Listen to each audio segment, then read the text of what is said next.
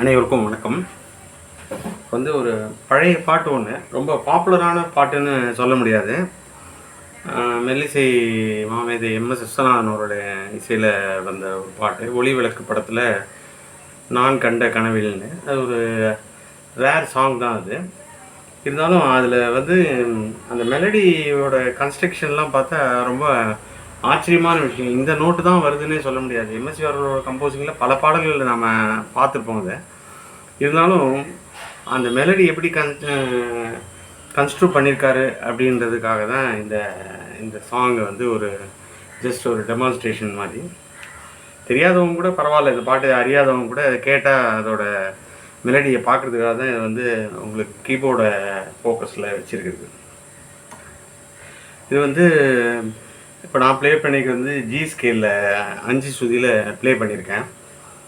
அந்த நோட்டோட ஸ்ட்ரக்சர் எல்லாத்தையும் வந்து நம்ம ஜஸ்ட் அப்சர்வ் பண்ணுவோம்.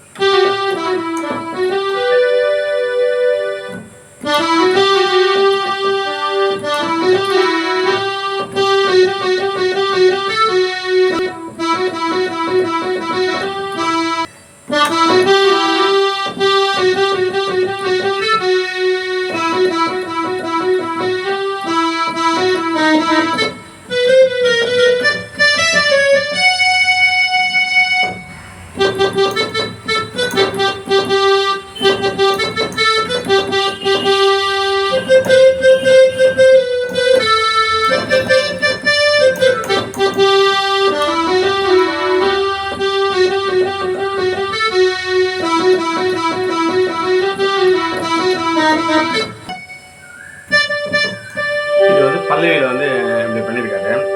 ரேஞ்சு பார்த்தீங்கன்னா கீழேருந்து மேலே வரைக்கும் எல்லார் வயசு மேடம் வந்து பாடியிருக்காங்க.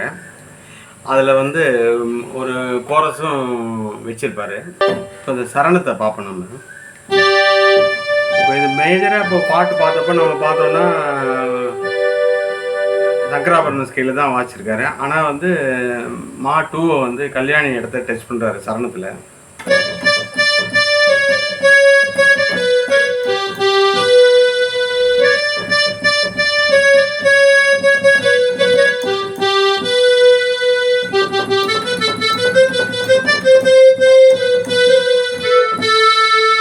பார்த்தீங்கன்னா அந்த மாட்டூரில் டச் பண்ணவர் சக்கராமணத்தில் சின்ன மாவையும் இணைக்கிறாரு. அந்த மெலடியில் எப்படி அது பூந்ததுன்னே நமக்கு தெரியாது.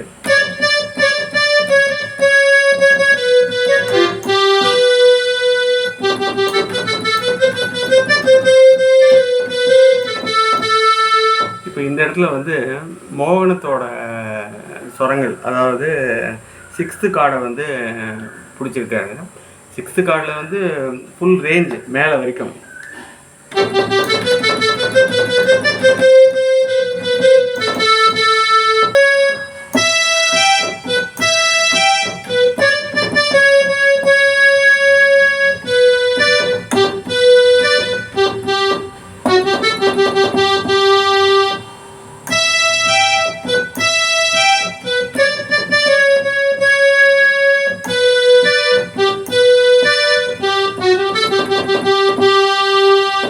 இந்த இடத்துல பார்த்தீங்கன்னா இந்த ஏ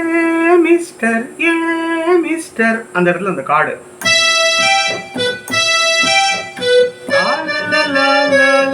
அந்த மாட்டுவை டச் பண்ணுறாரு.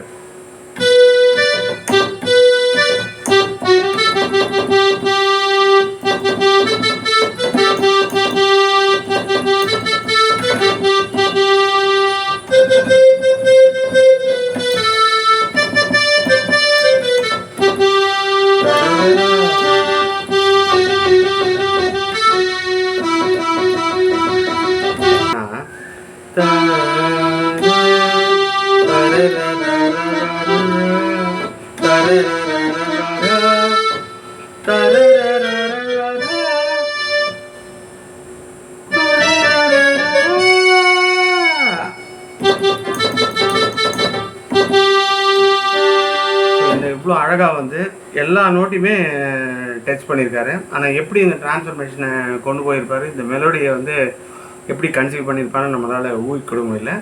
திருப்பி ஒரு தடவை வந்து நம்ம சரணத்தை மட்டும் பார்ப்போம்.